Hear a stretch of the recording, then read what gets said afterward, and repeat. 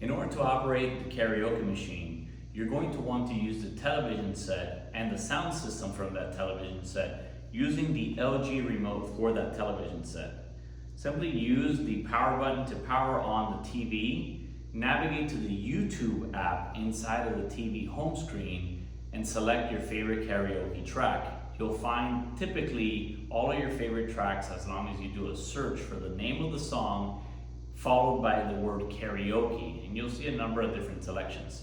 Now, in order to operate the karaoke mics, all you simply have to do is pick up one of the mics, power it on by holding and pressing until you see the lights come up on the actual display within the actual mic, and simply press on the silver button, the single silver button on the actual karaoke machine.